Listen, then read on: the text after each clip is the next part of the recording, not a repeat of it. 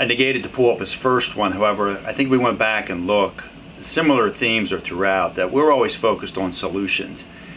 Some of the key pieces that he did reference, for example, with education, where 40% of our third graders are proficient in reading. I mean, 60% are not.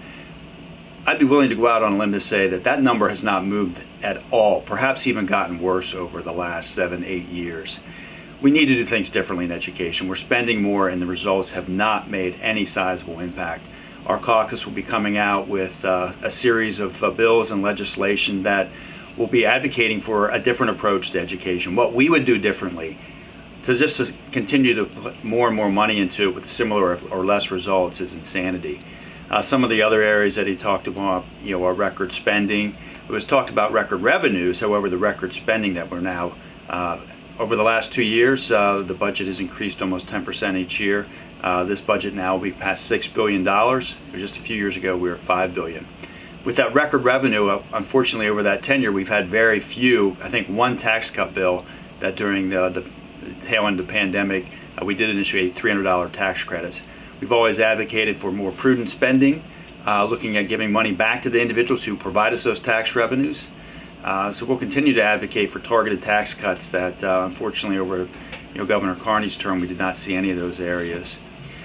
With the workforce and additional, the unemployment rate, I'm always concerned about our labor participation rate, which still remains extremely low, that we have individuals that are able-bodied to work and they're not working. I'd like to know why.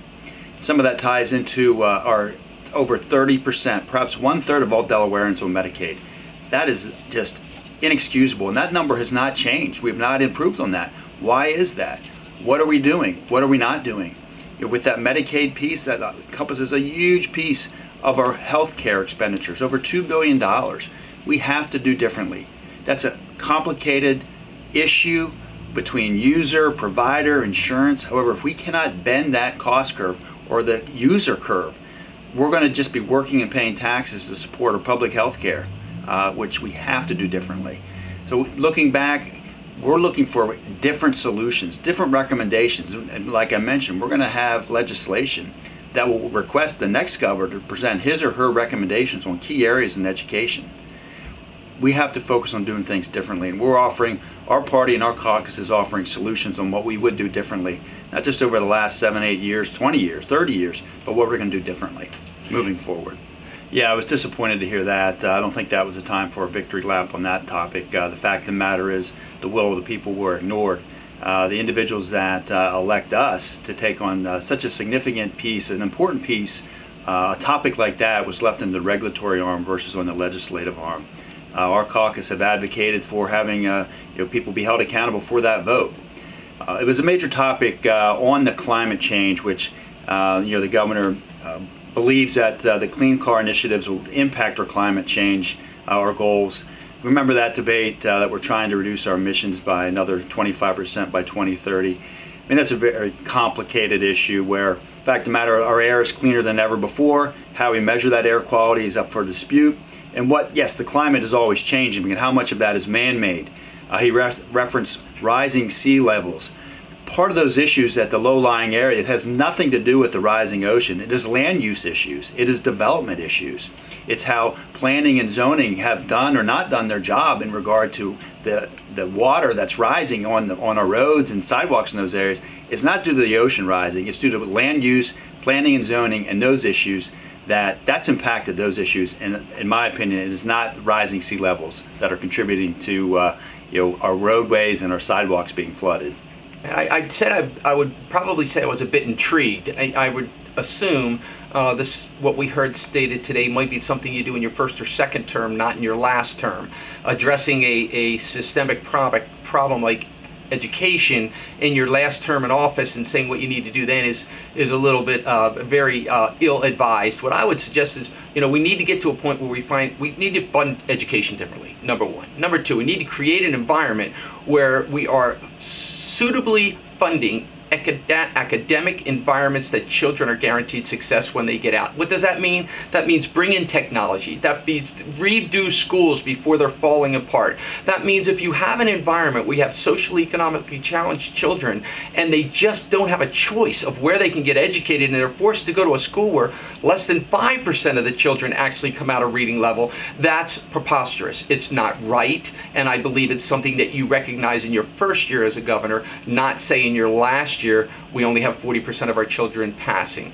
I would advise stop tearing off the Band-Aids and start addressing the true issues one district at a time, one school at a time, in a very aggressive way. And know that we've just, I guess, had, what, nearly $4 billion of extraordinary income in the last 3 budgets. I would have seen a lot more of that being addressing our children's ability to be successful children when they get done school in society, and I think we're failing them. Being a guy who's in business and does budgets often, you need to watch your spending. Spending cumulatively builds on one another. So the first year when we were at 4% and then 5%, it wasn't that we only went up 1%. Now we're up to 9%, and then we went up nearly 10 more percent. Now we're going up a lot. I mean, that's 20, almost 30% increases over the last 4 years of his term. That's unsustainable. But unfortunately, because governors only last 8 years, when on their 8th year, they deliver a little package to the next governor. As you know, when Governor Carney came in with a $400 million deficit and Governor Markell before him came in his first year in a deficit, it justifies an immediate movement to try to raise taxes rather than giving back the 1% we took for the real estate transfer tax. Giving back the extra $100 at an earlier rate for our seniors for their senior tax credit, and not only that, increasing it with the rate of inflation going on. The point that's never brought up in politics or in government spending is the only place that makes money when you have ridiculous runaway inflation is the government. They still get their taxes, but everything costs more, so they're getting more taxes. People are getting paid more, so they're getting more taxes. When they get all these extra revenue incomes for more taxes, I am the person who says, it's your money, we need to give you some of that back. We should not be so resistant of any tax reductions, and at this point we're not even giving back the 1% of the real estate transfer tax, which for the right for me to sell my house to you or you sell your house to me, the government gets to take 4% of that, the highest in the nation. It was 3%. We said we were going to raise it to fill the budget gap. We raised it. We've never given it back. Once again, overzealous spending in an unsustainable rate for the state of Delaware. What I would suggest is, first of all, if we want to keep creating environments where we're making our community safer, why don't we just make sure the bill is constitutional and not copy a bill that's similar to Maryland or another state where they've already ruled that it's not constitutional.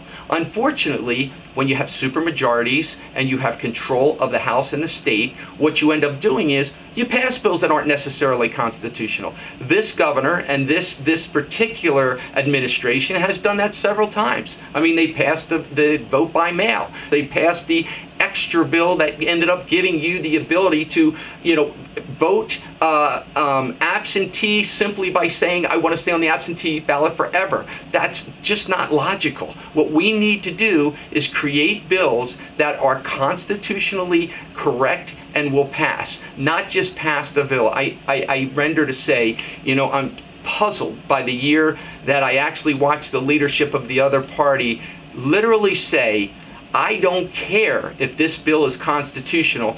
I got the votes, roll call. And that, to me, was when I really was starting to get a little bit concerned about the overzealousness of unbalanced government. Saying that again, if we keep pushing bills simply for political benefit as opposed to what actually helps, we're going to continue in this mess. I'm hopeful that you all, the constituents in the state of Delaware, are finally saying this is enough. We need to start using common sense. Common sense works. Common sense brings Delaware together, and common sense will be what Delaware will need to be able to resolve some of these very difficult problems. Our problem with educational success, our problem with educational spending, our problem with educational efficiencies, our problems with the drug epidemics, our problems with the crimes in the street of Wilmington, our problems with our ability to work as a society rather than this toxicity of entertainment media trying to give you something that you'll watch on the far right or the far left. Once again, We can do better. We need to use judgment, and we need to use common sense, and we need to do more listening and less talking.